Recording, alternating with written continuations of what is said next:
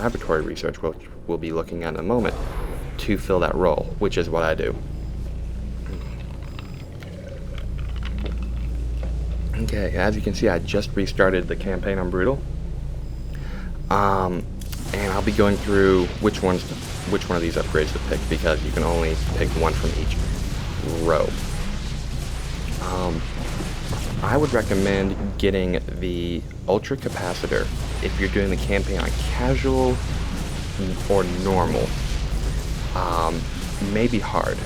Really, there's no wrong choice here, but if you're doing the campaign on Brutal, then, or at least when I do it, I have a playstyle where I'm very heal intensive, and having that extra 5% hit points will allow your medics and later on your science vessel to have a little more room. It'll give you a little more time when microing a unit taking damage in the front to the back. It pretty much gives you a little more room for error, whereas the Ultra Capacitor kind of just cuts down the overall time of a battle, which if you're doing a campaign on casual or normal, you know, it's not as difficult as Brutal, so really you're just looking to get it over and done with to enjoy the story. So to sum it up, you can't really go wrong here, but if you're doing it on hard or Brutal, Vanadium plating is where I would put my recommendation. Up here you have Orbital Dropship. The supply depot just falls from the sky. Your SV walks up and it's done. Or Microfiltering, which will get you, I believe, 5 Vespene gas per return as opposed to 4, so a 25% increase. Very thirsty today. This one, this is also a very tough choice. Basically, the first time I went through, and I've done the campaign 4 times, 3 times on Brutal, 1 time on Normal. Before I just got, okay, more efficient harvesting of gas, I'm going to go with that. The last time I got the Orbital Depot just for fun. And, wow, I really liked it, because up until then I went with the theory, oh, if you plan ahead, you're not going to supply block yourself, so there's no need to have an instant increase to food. But what I didn't realize until I used it is the amount of time it takes an SCV to go ahead and build the depots is completely removed to just traveling time. So basically, your choices here are, you can get a more efficient gas return here, or you can have more time mining minerals. Again, there's no real wrong choice here, but I think this playthrough I'm going to get Orbital Depots, because every so often I do accidentally supply block myself, and that can set you back a little while. This completely negates that issue. Microfiltering is also great, because towards the end of the game, on some missions, I'll mass up a battle cruiser and science vessels, which are extremely gas intensive. So there certainly is something to say for this. It's not a bad choice. Either one is fine. You can't go wrong here. Up next we have Automated Refinery and the Command Center Reactor, which essentially turns your command center into a reactor. You can train 2 SCVs at once instead of 1. Or you could get this, and look at that graphic. That is eye candy. All my playthroughs before, I got the refinery without even thinking of the possibility, just because it's a great thing. And there also are some things to note here. First off, you're not going to need 1, 2, 3, 1, 2, 3, a total of half a dozen workers ferrying a gas back and forth. It'll all be automated, which is 300 minerals you'll be saving in workers, and 6 supply, or almost 50 minerals of supply depot. So that is flexibility. But in a lot of the missions you'll be playing, you start off with maybe 5 SCVs, and a huge problem with the early bit of the game is getting your economy up and running. This would greatly reduce that time. So as much as I love that graphic, and believe me, I'm a huge fan of it. The first time I saw it, I was starstruck. Yeah, there we go. Starstruck. But I will be getting the Command Center reactor on this next playthrough. Now, with the other two, you couldn't really go wrong with either of your choice. Here, I think if you're playing on Brutal, you're going to want to have the most advantages you can through tech and armory upgrades and mercenaries. So mathematics would suggest this is your better choice, but that does look good. So this one is more effective, this one is more pleasing and entertaining. Up next we have the Raven and the Science Vessel. I'm very thirsty.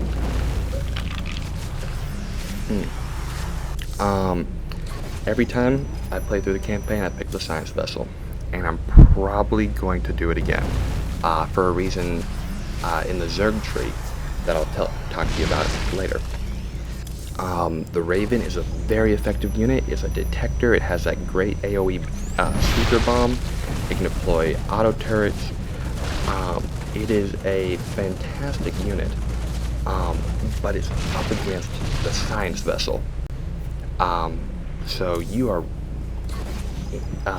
it's two great things, but one is a bit better than the other. Essentially, you could think of it as Jessica Simpson versus Keira Knightley. You're going to be happy either way, but you're going to be happy with one more than the other. Because, like I said, I'm a big fan of the Marine Medic combination. And, you know, that's basically a damage dealer with healing. So having a mechanical counterpart from the Medic that's not an SCV about to get killed trying to repair something is a great option to have. If you are a very, very good player, you could definitely get away with the Raven. But if you want security, the Science Vessel is kind of where you want to go at, because in some of the missions you'll be massing battle cruisers, especially one, I believe, Maw of the Void. It's where you have those radio towers that do AoE damage until you destroy them. Massing battle cruiser and Science Vessels are really an effective way to get through the level, although it may not be the most effective. It's what I've done many times on Brutal, and I will do this time around.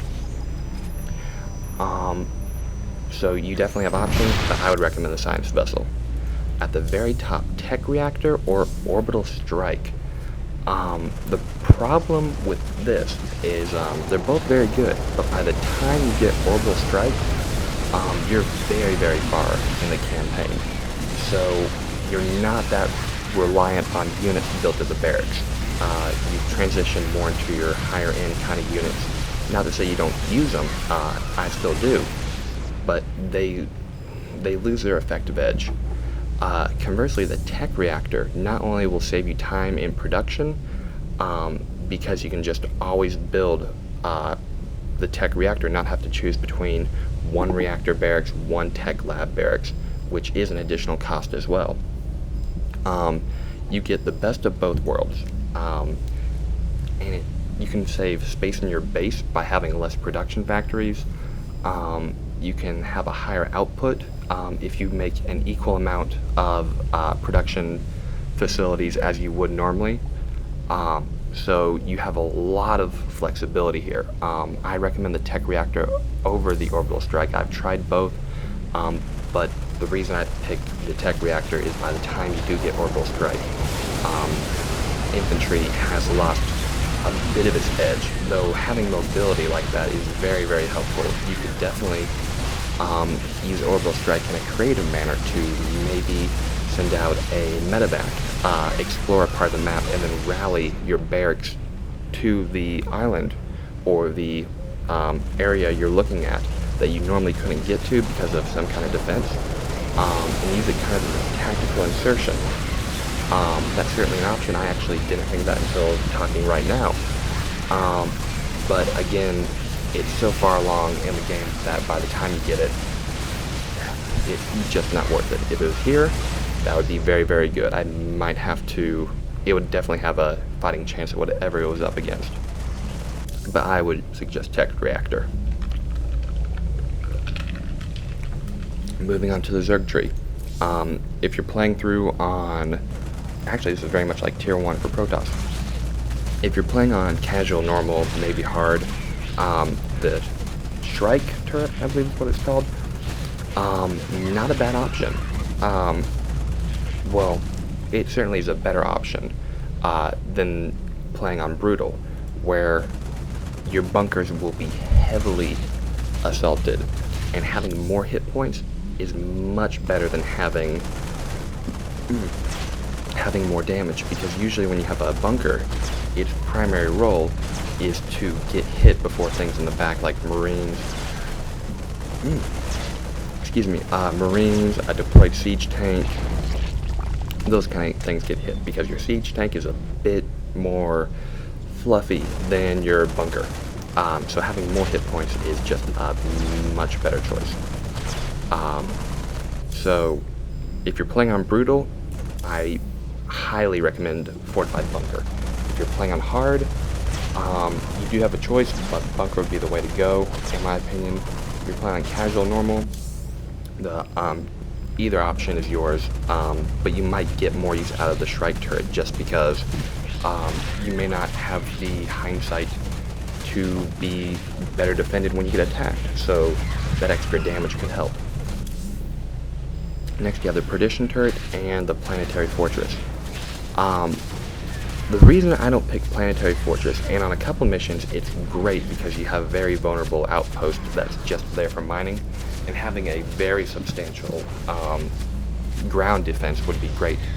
The problem is you cannot get the Orbital Command Center upgrade if you do get the Planetary Fortress, and the Orbital Command Center is far more flexible. It has a lot of utility in it, where the Planetary Fortress is essentially a bunker with an attitude problem.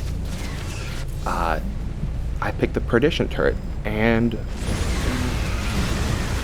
these are two not so great options.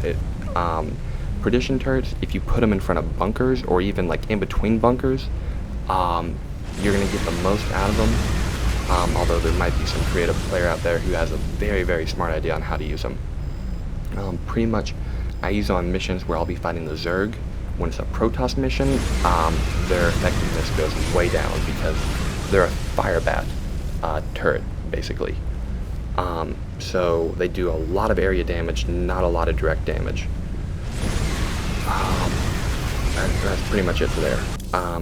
Up next you have the Predator, which is one of my favorite units in the game.